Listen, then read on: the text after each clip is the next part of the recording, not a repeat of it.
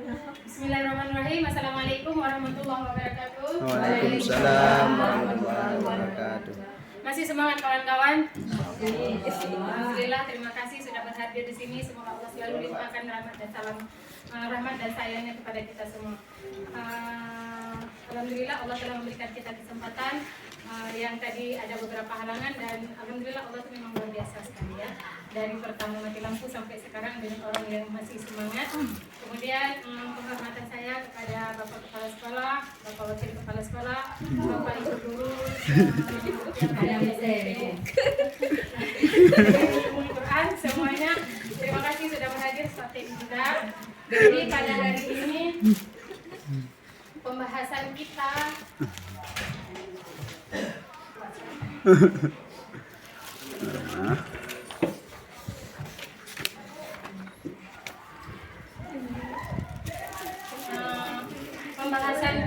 hari ini adalah tentang budaya positif di lingkungan sekolah kita, yaitu dari SMP Negeri Ulumul Quran PD Jaya. Ketika kita berbicara tentang budaya positif, apa yang ada di pikiran kita? Kemudian sudah belum? Kira-kira budaya positif itu di sekolah kita sudah ada belum? Sebelum kita lanjut kepada materi ini. Sudah, alhamdulillah. Mari kita lihat sebelum kita lihat dulu apa sih sebenarnya budaya positif itu. Nah, budaya positif merupakan perwujudan dari nilai-nilai atau keyakinan universal yang diterapkan di sekolah kita. Kemudian budaya positif juga dapat diciptakan itu tidak secara instan. Jadi dia butuh waktu. Dalam penerapan budaya positif di sekolah diperlukan tuntunan atau teladan dari seorang guru. Nah, kita sebagai guru ini harus ada pada posisi kita, yaitu sebagai guru, digugu dan ditiru. Kemudian ketika anak-anak itu menggugu dan meniru kita, seharusnya kita memberikan hal-hal yang baik, sikap yang baik, santun, berbicara yang sopan dan bermanfaat. Selanjutnya kita tadi ada sentuh sedikit tentang nilai universal. Apa nilai universal itu? Jadi nilai universal itu merupakan sifat positif manusia yang merupakan tujuan mulia yang ingin dicapai setiap individu. Di budaya positif. Yang pertama itu perubahan paradigma belajar, disiplin positif, nilai-nilai kebajikan, kebutuhan dasar manusia, motivasi motivasi perilaku manusia maksud saya. Kemudian ada dengan posisi kontrol guru, keyakinan kelas dan segitiga restitusi. Apa sebenarnya semua benda-benda yang ada di sini? Kita bahas satu-satu. Yang pertama itu perubahan paradigma belajar. Mungkin waktu saya mendengar ini adalah hal baru bagi saya, apa yang dinamakan paradigma belajar. Nah, ini adalah paradigma belajar, yaitu pembelajaran dengan paradigma baru.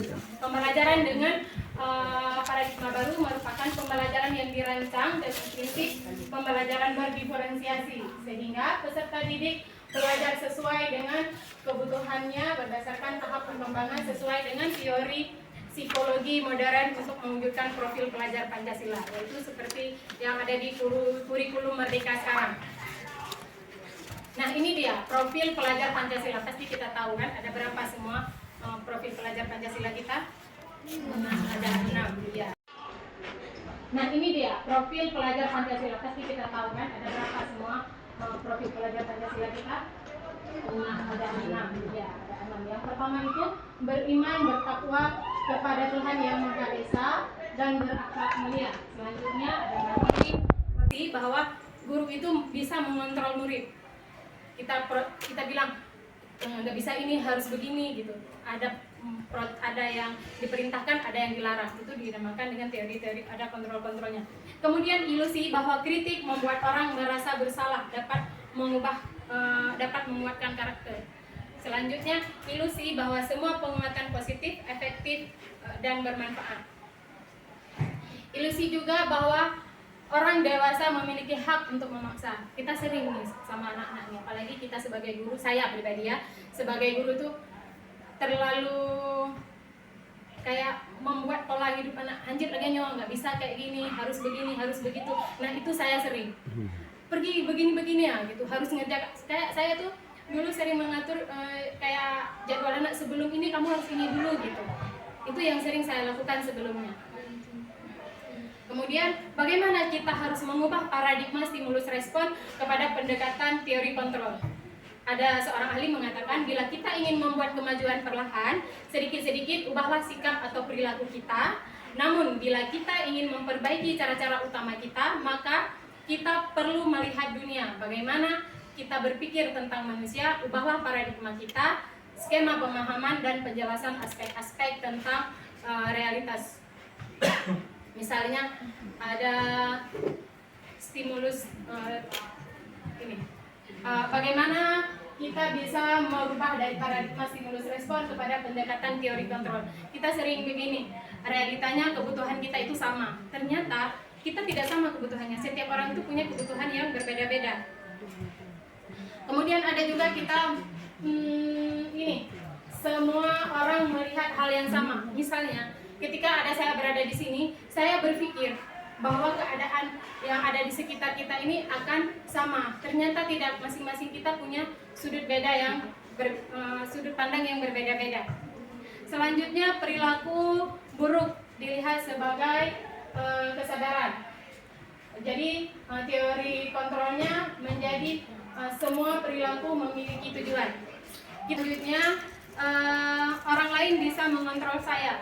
Padahal tidak bisa kalau teori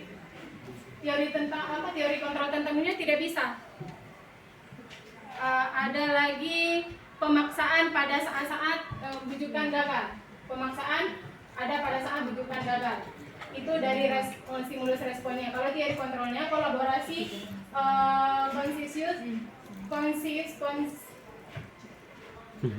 menciptakan pilihan-pilihan baru. Nah, yang terakhir ada stimulus responnya berpikir kalah menang. Kalau teori kontrolnya model berpikir menang-menang. Poin yang kedua yaitu adalah disiplin positif. Ada nggak yang tahu apa di sini disiplin positif? Apa? Belum tahu. Yuk kita bahas. Nah, ketika kita mendengar kata disiplin, apa yang terbayang di benak kita? Sesuatu yang berada di jalurnya dan apa yang terlintas, sesuatu yang ada di jalurnya. Benar berarti ya. Sesuatu yang kita lakukan tepat. Ya, tepat. Ada lagi tepat sasaran, sesuai aturan. Oke. Dan banyak macam lagi. Jadi pengertian disiplin itu suatu kondisi yang tercipta dan terbentuk melalui sesuatu proses dari serangkaian perilaku yang menunjukkan nilai-nilai ketaatan, kepatuhan, kesetiaan, keteraturan dan ketertiban seperti yang dibilang oleh rekan-rekan kita tadi. Itu sudah betul. Itu boleh tanggapan. Kalau saya ingin mendapatkan nilai yang bagus, ini masuk ke mana? ekstensi. Mendapatkan imbalan dari orang lain atau institusi. Kalau saya tidak mau kena hukum, maka saya akan berada di sini. Ini dia ada beberapa nilai-nilai kebajikan yang positif. Manusia merupakan tujuan utama yang ingin dicapai setiap individu. Nilai-nilai tersebut bersifat universal, lintas bahasa, suku bangsa, agama maupun latar belakang. Jadi nggak bisa kita samakan semua. Setiap perilaku perbuatan memiliki tujuan. Itu menurut William Glasser pada teori kontrolnya tahun 1984. Dengan mengaitkan nilai-nilai kebijakan yang diyakini seseorang, maka motivasi intrinsiknya akan terbangun sehingga menggerakkan motivasi dari dalam untuk dapat mencapai tujuan yang mulia dan yang diinginkan. Ini dia nilai-nilai kebajikan. Kita sudah ada di tahap ketiga, nilai-nilai kebajikan. Nilai-nilai yang disepakati bersama lepas dari suku bangsa, agama, bahasa maupun latar belakang. Contoh-contoh nilai-nilai kebajikan ada di dalam profil pelajar Pancasila. Yaitu apa tadi? Beriman dan bertakwa kepada Tuhan Yang Maha Esa, berakhlak mulia, berkebinekaan global, gotong royong, mandiri, kreatif dan bernalar kritis. Tidak jauh-jauh sebenarnya. Jadi apa sih kreatif itu? Nah, jadi kalau kreatif itu gagasan orisinal, karya orisinal, keluasan berpikir. Jadi dari semua ke profil Pancasila ini boleh ini. Jadi profil Pancasila ini ada 5, jadi masing-masing ini ada penjabarannya. Kita bisa lihat seperti beriman dan bertakwa kayak akhlak beragama, akhlak pribadi, kemudian akhlak kepada manusia, kepada alam, dan akhlak kita dalam bernegara. Selanjutnya, manusia ini ada kebutuhan dasar. Ada 5 kebutuhan dasar manusia. Apa saja? Ini dia. Kebutuhan bertahan hidup. Ada kebutuhan kasih sayang dan rasa diterima, kebebasan, kesenangan, dan penguasaan. Apa sih bagian-bagian daripada bertahan hidup ini? Ada yang bertahan hidup itu ada makanan, pakaian, tempat tinggal, keturunan, dan kesehatan. Untuk kasih sayang dan rasa diterima yaitu rasa diterima, dipedulikan, bekerja sama, menjadi bagian dari dalam kelompok. Untuk yang kebutuhan yang ketiga itu ada penugasan, harga diri, didengar, memimpin, diakui, dan berprestasi. Kebebasan, mandiri, memiliki pilihan, mencoba hal baru, mampu mengendalikan arah diri. Kemudian yang terakhir itu adalah kesenangan, bermain, humor, antusias, dan tertawa. Jadi setiap manusia itu, setiap dari kita itu akan berusaha untuk mendapat ke semua ini, kelima kebutuhan dasar kita. Apabila tidak bisa didapatkan dengan hal positif, maka banyak orang yang berusaha untuk menyampaikan dalam hal-hal yang negatif. Contohnya, ada anak kita tuh yang suka ganggu-ganggu temannya ketika belajar atau di luar pembelajaran. Itu bisa karena 5 kebutuhan dasarnya itu tidak tercapai. Misalnya kayak gini, ada kebutuhan dasar manusia. Aku senang bermain kejar-kejaran dengan ibu guru karena seru. Kira-kira ini masuk ke dalam kebutuhan dasar apa? Dari 5 tadi. Aku senang bermain kejar-kejaran dengan ibu guru. Apa? Ada ini dia kebutuhan dasarnya. Bertahan hidup, kasih sayang dan rasa diterima, penguatan, kebebasan, dan kesenangan. Kebebasan. Apa? Kebebasan. Aku senang main kejar-kejaran dengan kesenangan, kebebasan.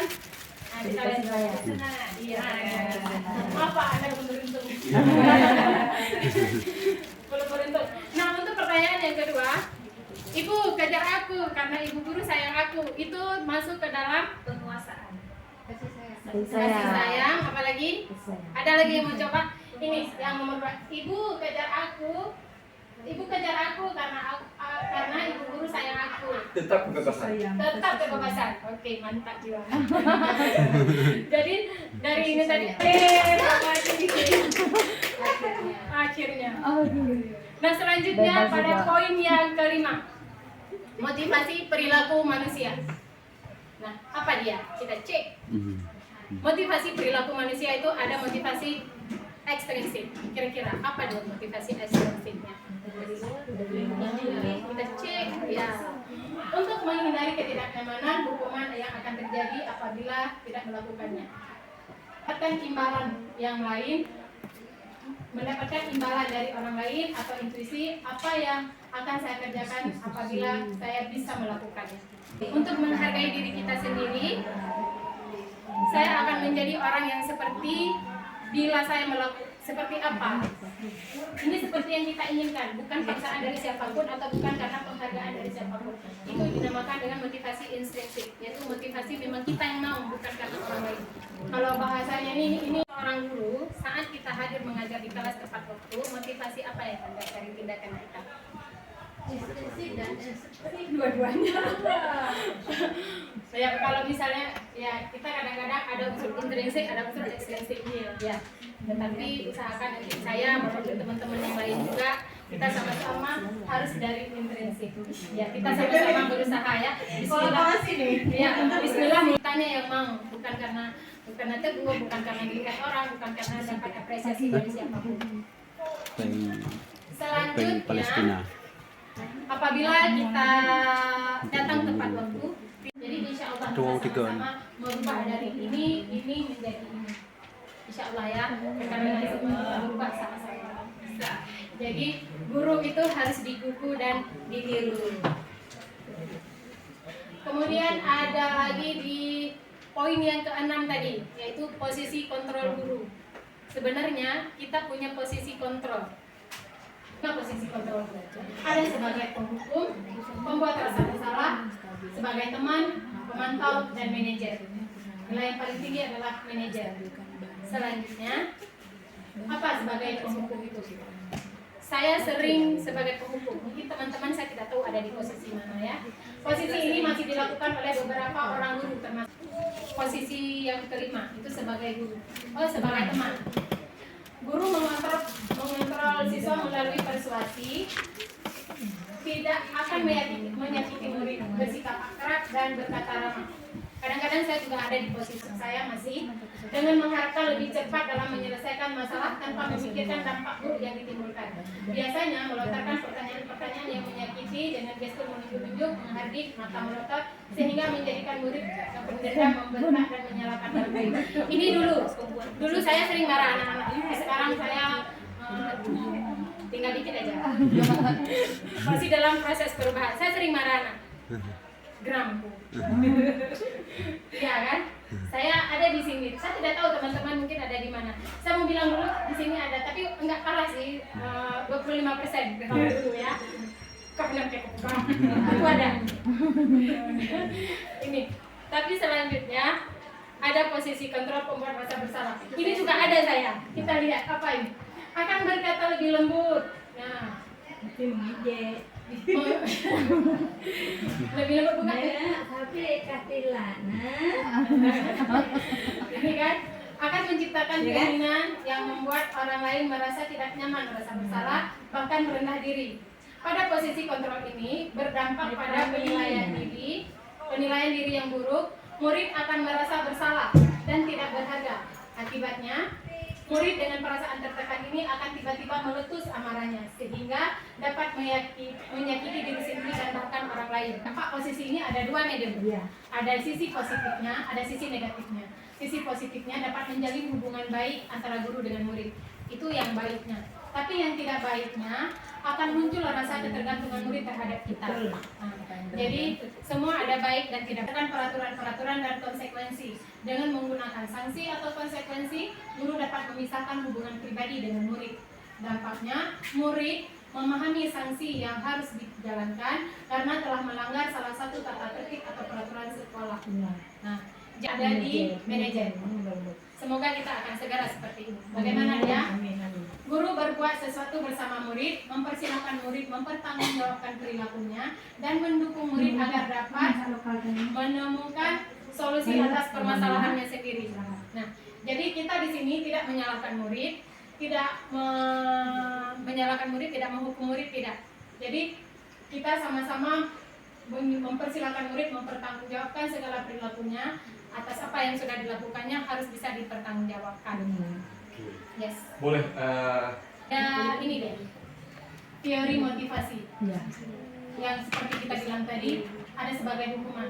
Tidak kita memberi hukuman itu apa bedanya hukuman, konsekuensi dan restitusi.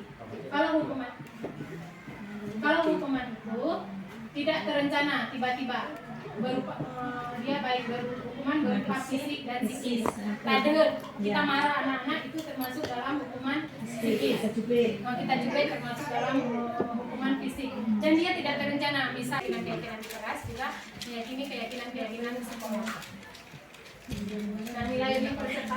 Jadi ketika anak membuat kesalahan nanti kita bisa tanya ke anak keyakinan sekolah mana yang telah kita lakukannya. Atau keyakinan kelas kalau sudah ini nanti bisa dipakai bahasa-bahasa yang lain yang iya kelas ideal yang seperti Untuk olahraga, dia cocok dengan mata pelajaran. Dia terlambat disuruh pilih. Tapi kalau bahasa Inggris kan nggak cocok. Mungkin disuruh membaca, disuruh cari pocket. Itu sejauh pengetahuan saya. Betul nggak? betul sekali medium luar biasa. Tapi tangan dulu buat medium kita. Medium ini best tadi. Alhamdulillah. Terus ada restitusi. Apa sih sebenarnya restitusi? Restitusi adalah menciptakan kondisi murid untuk memperbaiki kesalahannya. Jadi kita tidak menghukum dia, tidak memberi dia konsekuensi, tapi kita mempersilahkan dia atau memberi murid kesempatan untuk memperbaiki kesalahan dia. Mungkin banyak di kelas, hampir semua kelas kita sudah membuat keyakinan kelas. Sebenarnya apa itu keyakinan kelas? Ada nggak yang tahu apa itu keyakinan kelas? Kalau dulu namanya keputusan kelas, sekarang sudah diubah di kurikulum kita keyakinan kelas itu dulu ya saya bawa. Keyakinan kelas adalah sesuatu yang diyakini. Ya, sesuatu yang diyakini.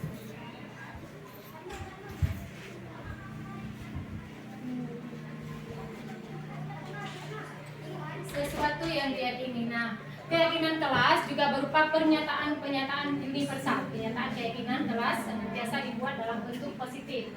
Kemudian keyakinan kelas hendaknya tidak terlalu banyak sehingga mudah diingat atau dipahami oleh warga kelas. Misalnya dengan peraturan itu baik susah kita mengikuti aturan. Tapi kalau keyakinan itu memang dari kita, intrinsik. Kita yakin dengan sesuatu hal maka kita mengerjakan hal itu. Jadi ada beberapa tahap dalam pembuatan keyakinan kelas. Misalnya keyakinan kelas bersifat lebih abstrak daripada peraturan yang lebih rinci dan konkret. Keyakinan kelas berupa pernyataan-pernyataan universal. Keyakinan kelas senantiasa dibuat dalam bentuk positif. Jadi tidak ada kata-kata jangan atau tidak atau dilarang. Jangan buang sampah sembarangan. Itu bisa dipakai dengan jaga kebersihan. Restitusi. Kawan-kawan sudah tahu belum apa itu segitiga restitusi? Baru kita bahas. Ini penting. Ini penting. Anak-anak setiap sekolah itu ada masalah kan? Setiap sekolah itu ada masalah. Jadi cara kita menyelesaikan masalah dengan menggunakan segitiga restitusi. Nah, restitusi adalah proses menciptakan kondisi bagi murid untuk memperbaiki kesalahan mereka sehingga mereka bisa kembali pada kelompok mereka dengan karakter yang lebih kuat. Kemudian restitusi juga merupakan proses kolaborasi atau kerjasama yang mengajarkan murid untuk mencari solusi atas masalah mereka, bukan dari kita yang memberikan solusi tapi anak-anak sendiri. Kemudian juga melalui restitusi bisa membantu murid berpikir tentang pertama untuk membuat segitiga restitusi, langkah-langkah yang harus dilakukan untuk membuat segitiga restitusi. Yang pertama itu menstabilkan identitas. Gunanya untuk membuat kesalahan adalah bagian daripada proses pembelajaran. Kemudian untuk menggeser identitas gagal ke identitas sukses. Kemudian ada yang kedua, langkah yang kedua itu validasi tindakan yang salah. Guru bergeser dari pemikiran stimulus respon ke proaktif. Nanti akan kita bahas semua bagaimana kalimat-kalimat yang digunakan. Kemudian guna untuk validasi tindakan yang salah berupa yaitu setiap perilaku berupaya memenuhi kebutuhan tertentu. Kemudian yang ketiga, step yang ketiga itu adalah menanyakan keyakinan. Guna murid diberikan pertanyaan bermakna untuk memunculkan motivasi secara intrinsik. Kemudian mampu mengaitkan keyakinannya dengan tindakan. Nah, ini tahap yang pertama tadi, Pak. Jadi ketika anak punya masalah, kita punya 3 langkah. Langkah yang pertama itu menstabilkan identitas. Seperti yang kita bilang tadi, itu untuk membuat anak yang merasa gagal karena perbuatan salah menjadi positif terhadap dirinya sendiri. Jadi tidak berlarut-larut dalam kesalahan. Contoh kalimat yang digunakan, berada manusia yang sempurna. Bapak Ibu juga pernah berbuat kesalahan. Atau kita bisa juga pakai kita pasti bisa menyelesaikan permasalahan ini. Selanjutnya, Bapak Ibu tidak tertarik untuk mencari tahu siapa yang benar dan siapa yang salah. Dan kalimatnya boleh, ini sebagai contoh saja kalimat-kalimat ini. Nanti kita bisa menggunakan kalimat yang lain sesuai dengan kondisi dan keadaan. Kemudian pada tahap yang kedua yaitu menanyakan keyakinan. Tadi di kelas kita sudah buatkan keyakinan kelas yang harus diyakini oleh setiap warga kelas. Jadi gunanya ini untuk melihat kesalahannya dihubungkan dengan norma sosial dan nilai-nilai mendasari manusia dan interaksi orang lain. Pada menanyakan keyakinan ini kita bisa menggunakan kalimat-kalimat ini. Contohnya, apa nilai yang kita percaya di kelas atau di sekolah kita. Nah, Kalau di kelas saya rasa semua kelas sudah ada keyakinan kelas. Alur daripada guru penggerak itu bergerak, menggerakkan. Jadi kami ini bukan hanya kami sebenarnya yang guru penggerak middle. Iya. Cuman kami punya kesempatan untuk belajar diklat sebagai guru penggerak. Sebenarnya siapa sih guru penggerak itu? Seseorang guru yang punya niat baik untuk merubah keadaan pendidikan, itu sudah menjadi guru penggerak. Alhamdulillah. Nah, jadi bukan hanya kami berdua, Madam. Jadi sebenarnya di sini yang sudah bergerak dan menggerakkan adalah Madam, Bapak, Pak Muhajir, walaupun tidak ikut diklat, tapi beliau yang ada di sini jauh sudah bergerak dibandingkan saya. Saya punya niat itu tergerak dulu. Kemudian melakukan niat itu sendiri itu sudah bergerak. Sedangkan mengajak kawan-kawan lain untuk melakukan apa yang kita niatkan itu sudah menggerakkan. Jadi semua kita sebenarnya di sini guru penggerak. Itu sepaham saya. Oke, terima kasih. Itulah yang saya mau. Ibu. Teman-teman semua, terima kasih sudah berpartisipasi. Semoga bahagia selalu, Allah selalu sayang kita semua, Allah selalu memberikan kita kesehatan, ilmu yang berlimpah. Waalaikumsalam warahmatullahi wabarakatuh. Nah, seperti yang janji kita kemarin, hari ini kita buat apa? Belajar. Kelas 7B. Tahu nggak apa kira-kira itu keyakinan kelas? Yang harus diyakini apa lagi? Kebiasaan. Banyak ya, ada macam-macam tadi, ada kekompakan, harus diyakini dan lain sebagainya. Iya, benar sekali. Kalau keyakinan itu adalah keyakinan kelas adalah sesuatu yang diyakini. Apa yang kita yakini maka dinamakan dengan keyakinan kelas. Yang kelas ini yakini itu apa? Nah, itulah yang dibuat menjadi satu keyakinan kelas kita semua. Yang kita yakini itu bakal terjadi. Membaca doa.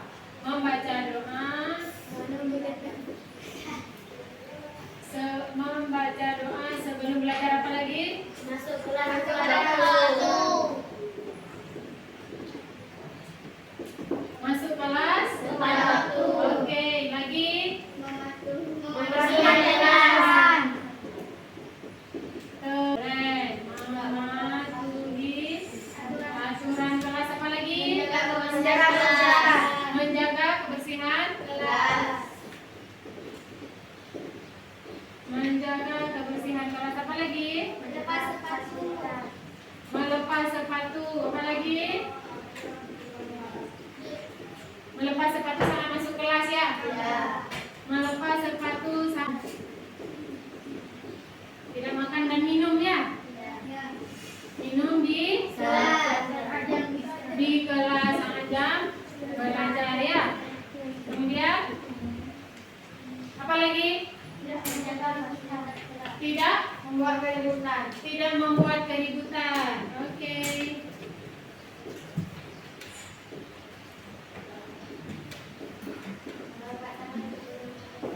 Mengangkat tangan sebelum bertanya. Apa lagi? Yang besar nak suaranya. Apa lagi?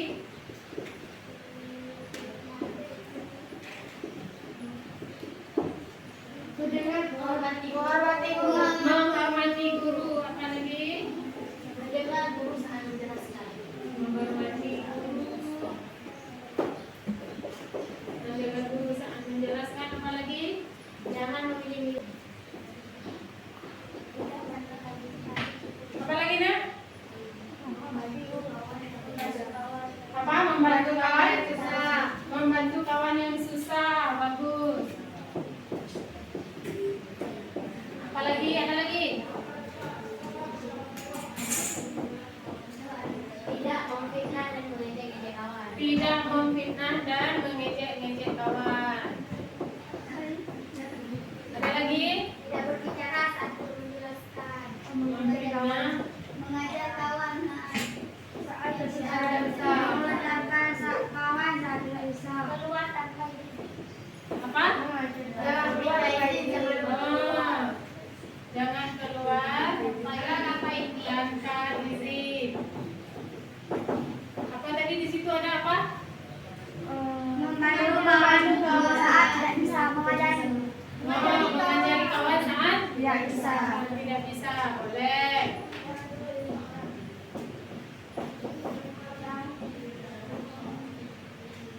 yang tidak bisa ya. Terus masih ada di situ, situ belum apa ya? Yang di situ? Tidak jalan-jalan saat guru menjelaskan. Melaksanakan piket. Tidak berbicara saat guru menjelaskan kan? Jangan tidur saat jam pelajaran. Jangan tidur saat jam pelajaran. Oh ini, jangan tidur ya. Oke, jangan tidur. Oh, sudah banyak ini. Saat guru menjelaskan. Pakai seragam sekolah. Iya, pakai seragam Sekolah. Ya, pakai seragam sekolah. Apalagi Memakai sepatu. seragam sekolah masuk dalam sepatu. Ya, seragam sekolah ada apa? Mulai dari jilbab, dan lain sebagainya itu masuk dalam seragam, menggunakan seragam. Apalagi ada lagi, masih ada? Hah? Iya, mana suaranya biar? Oh, biar pas 25. Oke, satu lagi apa? Ya. Tidak memfitnah atau mengejek kawan. Jangan keluar tanpa izin. Ya, selanjutnya di mana? Mengajari kawan saat Yang tidak bisa. yang tidak bisa. Tidak jalan-jalan saat guru menjelaskan. Ya. Duduk di tempat sendiri. Ya. Tidak berbicara saat guru menjelaskan. Mantap. Jangan tidur saat guru menjelaskan. Iya. Pakai seragam. Tiket tepat waktu. Oke, terima kasih. cukup Pak. Terus dulu. Ya, berdoa. Ini keyakinan kelas kita, ya. Keyakinan kelas. Jadi keyakinan ini kita sama-sama yakin kalau kita akan baik dengan kalimat-kalimat tersebut. Contohnya kita apa tadi yang pertama? Berdoa sebelum belajar. Yang kedua, apa lagi? Boleh kalau yang hampir-hampir sama boleh. Kayak gini, masuk kelas tepat waktu. Terus apa lagi? Mematuhi aturan. Ini sama kan kayak di apa namanya nih? Bukan masuk di dalam Di disiplin. Disiplin masuk kelas tepat waktu, menjaga apa? Mematuhi aturan kelas. Itu masuk ke dalam Disiplin. Iya, masuk ke dalam disiplin. Lalu disiplin. Iya. Di disiplin atau oke, disiplin.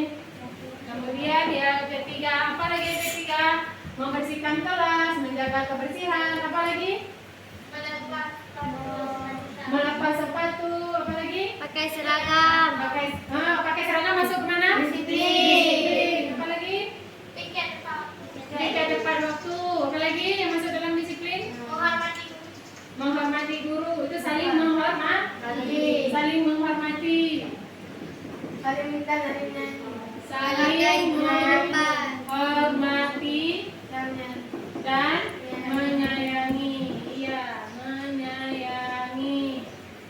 Kemudian yang kerja menjaga menjaga kebersihan kelas. Tidak membuat keributan. Menjaga kebersihan kelas. Apalagi? Tidak membuat keributan. Menjaga kenyamanan. Menjaga kenyamanan boleh. Kenyamanan. Ada lagi di sini? Tidak membuat keributan. Tidak membuat keributan itu dalam sopan santun, ya. Sopan dan menjaga kebersihan itu masuk ke dalam menjaga kebersihan kelas. Ada poin-poinnya yang sama. Jadi kalau ini tidak usah terlalu banyak, yang penting mengikuti semua ini. Kayak menjaga teman itu saling menghargai dan menghormati, menyayangi.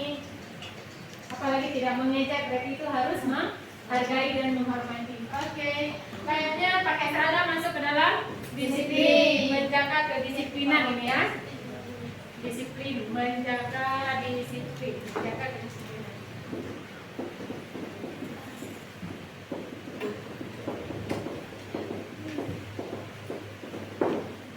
Oke, kita kira-kira ini sudah cukup belum? Sudah ya. Kayak berdoa, coba